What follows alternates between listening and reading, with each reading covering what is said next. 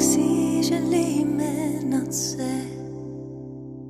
Ljubiti silno me, sem kot drevo, ki pod močjo milosti se opogiba. Nenadoma na vse stiske pozabim, ob vsem siju tvoje slave. In zavedam se, da ti si čudovit in kako neizmerno me ljubiš. Bog ljubi nas močno, res nas ljubi, ljubi nas močno. Bog si želi me nadvse, ljubi res silno me, sem kot drevo, ki pod močjo milosti se opogiba. Nenadoma na vse stiske pozabim, ob vsem siju tvoje slave. In zavedam se, da ti si čudovit in kako neizmerno me ljubiš. Bog ljubi nas močno, res nas ljubi, ljubi nas močno. Bog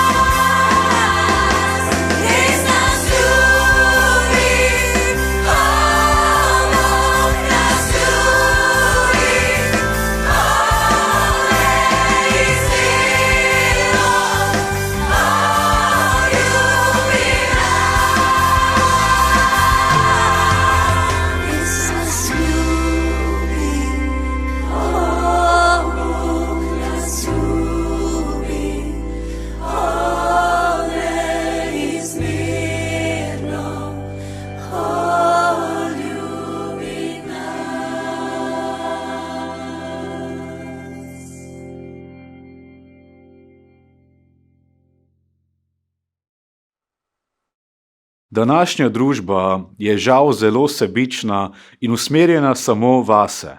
Vsak skrbi za sebe in svoje interese. Zdi se, da več ni časa in energije, da bi pomagali drugim. Mislim, da drevimo v napačno smer, ko si ne vzamemo časa za druge ljudi. S tem povezano pa kot družba in tudi kot kristjani ne posvečamo veliko časa Bogu. Raziskave med evangelijskimi kristjani so pokazale, da veliko kristjanov ne preživlja dnevnega časa z Bogom. In za mnoge je nedeljsko bogoslužje v cerkvi edini kontakt z Bogom v tednu. Ljudje v naglici življenja počnejo vse drugo, za stvari večnega pomena pa redko najdejo čas. Sveto pismo pa nam na mnogih mestih kaže, kako pomembno je, da se zaustavimo in si vzamemo kvaliteten čas za Boga in za druge ljudi. Jezus nam je podal zelo pomembno lekcijo o služenju Bogu in drugim v svoji priliki. Nekega dne je učitelj postave vprašal Jezusa, kdo je moj bližnji ali kdo je oseba, katero naj ljubim. Tedaj mu je Jezus povedal priliko o osmiljenem Samarijanu. To priliko je Jezus povedal, da bi bolje razumeli, kdo je naš bližnji in kakšno ljubezen Bog želi, da izkazujemo njemu in drugim. V Luku 10:30-37 beremo naslednje. Jezus je odgovoril, neki človek je šel iz Jeruzalema v Jeriho in je padel med razbojnike. Ti so ga slekli, pretepli, pustili na pol mrtvega in odšli. Pri merilu pa se je, da se je vračal po tisti poti domov neki duhovnik. Videl ga je in šel po drugi strani mimo. Podobno je tudi Levit, ki je prišel na tisti kraj in ga videl, šel po drugi strani mimo. Do njega pa je prišel tudi neki Samarijan, ki je bil na potovanju. Ko ga je zagledal, se mu je zasmilil. Stopil je k njemu, zlil olja in vina na njegove rane in jih obvezal. Posadil ga je na svoje živinče, ga peljal v gostišče in poskrbel zanj. Naslednji dan je vzel 2 denarja, ju dal gostilničarju in rekel, poskrbi zanj in kar boš več porabil, ti bom nazaj grede povrnil.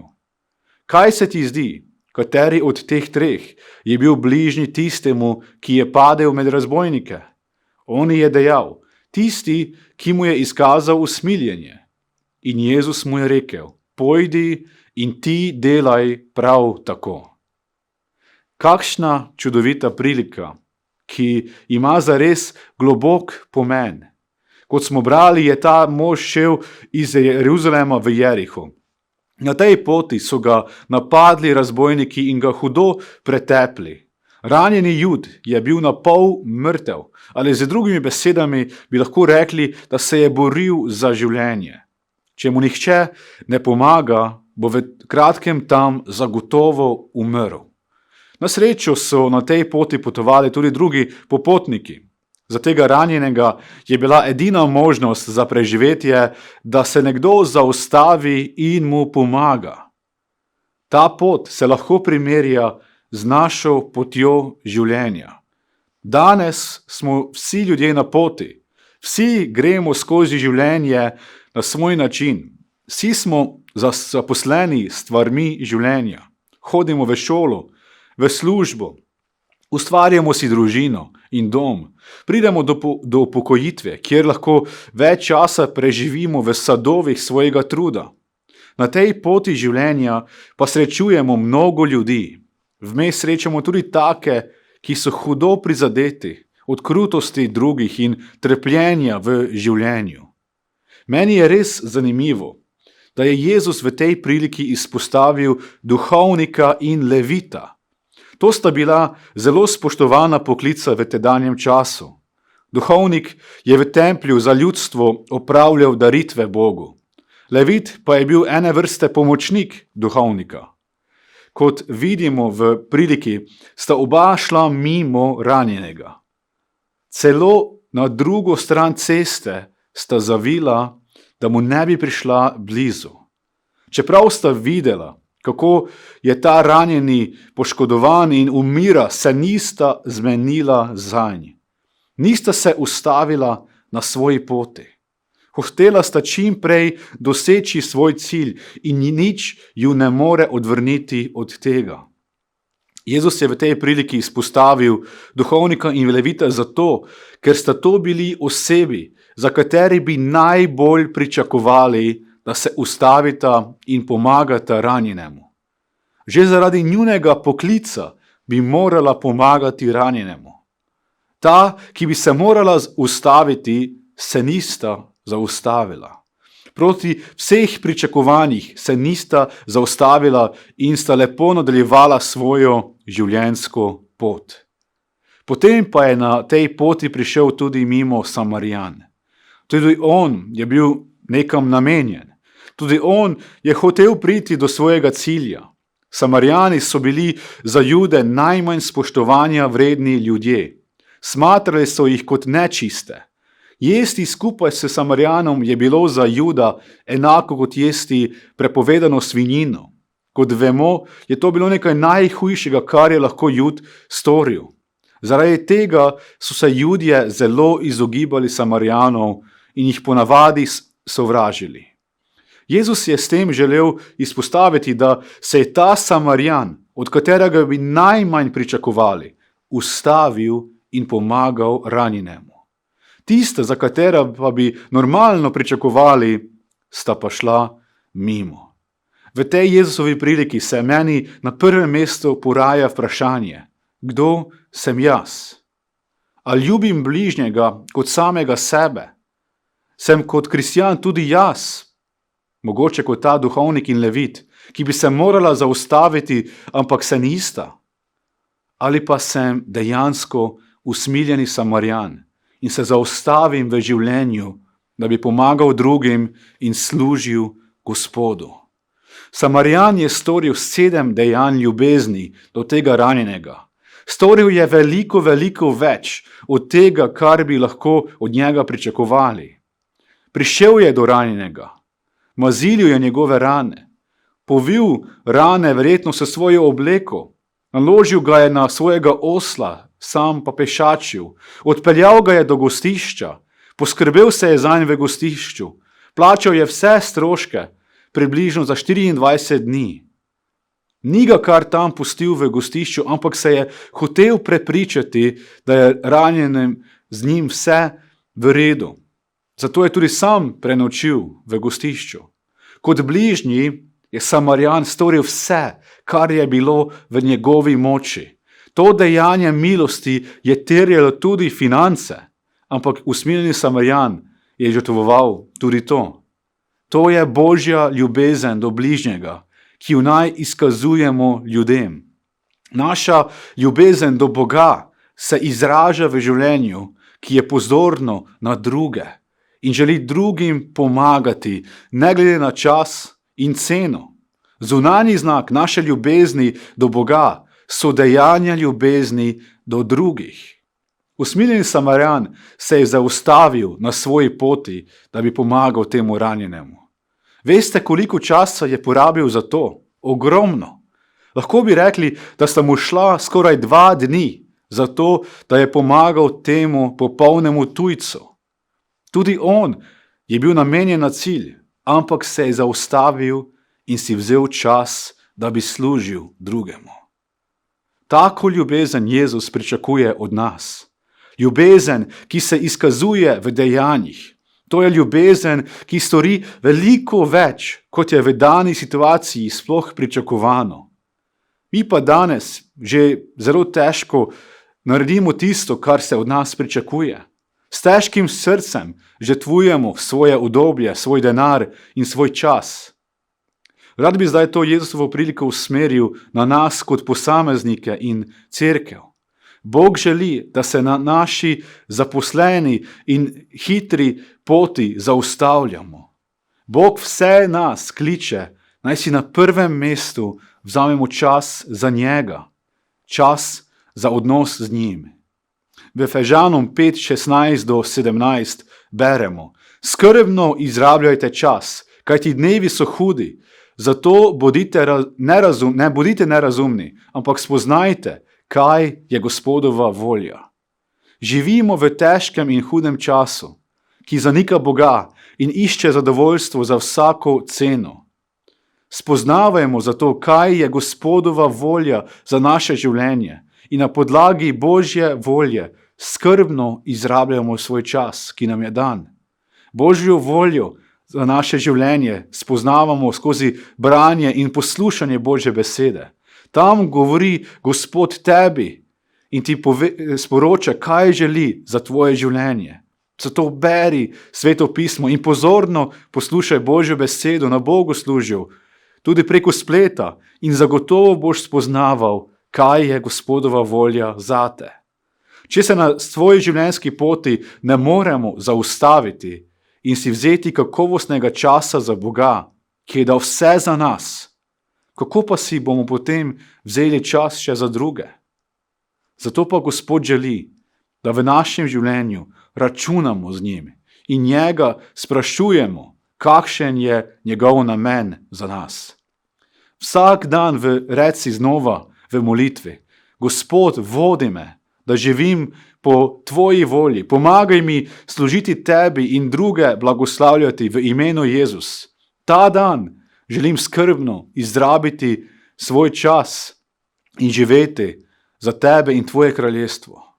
Seveda moramo hoditi v službo oziroma delati in preživeti čas z družino, počivati, se sprostiti. Toda Gospod pričakuje, da se zaustavimo v vseh teh opravilih in pozorno gledamo, kako ga lahko še bolj ljubimo, kako mu lahko služimo in kako lahko druge okrog nas ljubimo in jih blagoslavljamo. Gospod nas je postavil v cerkev z namenom, da služimo celemu telesu. Ne moremo biti del cerkve in skrbeti samo zase. Božji namen zate in za vsakega kristjana je, da služiš cerkvi in s tem svojim bratom in sestram v Gospodu. V 1. Petru 4:10 beremo: kot dobri oskrbniki, mnogo tere Božje milosti, strezite drug drugemu z milostnim darom, kakor ga je kdo prejel. V cerkvi lahko služiš s svojimi osebnimi darovi, ki ti jih je Gospod dal. Potem lahko praktično pomagaš pri vsakodnevnih opravilih cerkve. Svojim bližnjim v skupnosti lahko služiš tako, da jih hrabriš in spodbujaš na tej poti za Jezusom. Lahko jih pokličeš in vprašaš, kako so in če rabijo kakšno pomoč. Lahko moliš za njih in njihove potrebe. Gospod nas kliče tudi, da si vzamemo čas za bližnje izven cerkve in njim služimo. Tudi za tiste, ki nam niso najbolj všeč. Prav to je storil usmiljeni Samarijan. Izkazal je veliko ljubezen do ranjenega Juda, ki ga je sovražil. Kdo je tvoj bližnji? Tvoj bližnji ni le oseba, ki ti je v sorodu ali ti je simpatična. Tvoj bližnji je vsak okrog tebe. Tudi tisti, ki ti morda ni najbolj všeč, je tvoj bližnji, kot je opisal Jezus v tej priliki. Čeprav so Samarijani bili zelo zasovraženi od Judov, je bil ta Samarijan bližnji temu ranjenemu. Kako pa lahko služi bližnjim izven cerkve, ki še ne poznajo Jezusa? Lahko jim pričuješ o Gospodu, deliš svoje pričevanje in sporočilo evangelija z njimi. To je izkazovanje največje ljubezni za kristjana. Lahko moliš za njih, za Božje posredovanje v njihovem življenju. Ljudje danes resnično potrebujejo Božjo pomoč. Lahko jim praktično pomagaš, ko rabijo neko praktično pomoč. Za vse to pa se je potrebno zaustaviti na tej hitri poti življenja. Če se ne bomo zaustavili, bomo zgrešili priložnosti za izkazovanje ljubezni do Boga in drugih. Duhovnik in levit se nista želela zaustaviti. Hitro sta drvela proti svojemu cilju, toda Samarijan je pustil vse drugo in si vzel 2 dni časa za tega ranjenega. Kako pa se zaustavim v tem hitrem tempu življenja? Redno si vzemi čas za molitev in čas z Bogom. Jezus si je vedno znova vzel čas za molitev. Tudi ko je bil sredi hitrega tempa, se je zavedal, da se mora zaustaviti in pogovarjati z očetom v molitvi. V Luki 5, 15-16 beremo. Glas v njem pa se je čedalje bolj širil in velike množice so se zbirale, da bi poslušale in bi jih ozdravil njihovih bolezni. On pa se je umaknil v puste kraje in tam molil. V molitvi sprašuj Gospoda, kaj je njegova volja za tvoj naslednji korak. Moli, kako lahko pomagaš drugim. Prosi Boga, naj ti odpira vrata in priložnosti podeliti evangelij z bližnjimi. Vključi se v delo v cerkvi. Imamo veliko različnih priložnosti za služenje po cerkvah. Zato se zaustavimo in dovolimo, da nas Gospod uporablja. Če se ne bomo zaustavili, nas Gospod ne bo mogel koristiti. Če bomo samo drveli skozi življenje in ves čas porabili le za svoj napredek, svoje uspehe in interese, ne bomo na voljo Svetemu Duhu. Zato bodimo pozorni, kako nas vodi nežen glas Svetega Duha. Mogoče nam da na srce določeno osebo, ki potrebuje nasvet. Mogoče na naše srce položi osebo, ki je šla skozi pravo stisko. Lahko nas želi uporabiti, da prinesemo upanje evangelija tem ljudem. Mogoče je nekdo izgubil službo in potrebuje tvojo praktično pomoč.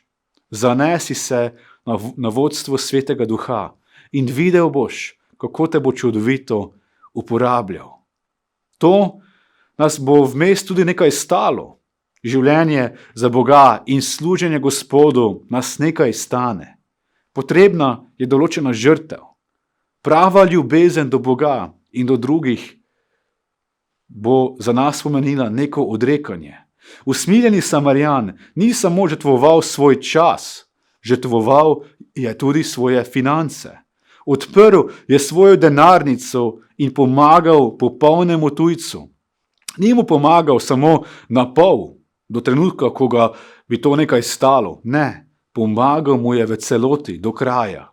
Bil je pripravljen plačati potrebno ceno. To je srce usmiljenega Samarijana. Srce Božjega služabnika, ki je na voljo Bogu in s tem tudi drugim, katerim ga kliče Gospod. To je srce, ki se rado žrtvuje za druge in Boga. Srce, ki je pozorno na priložnosti za služenje.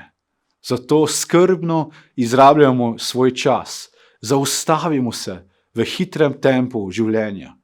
Vzemimo si čas za Boga in potem bomo tudi začeli opažati priložnosti za služenje cerkvi in drugim ljudem.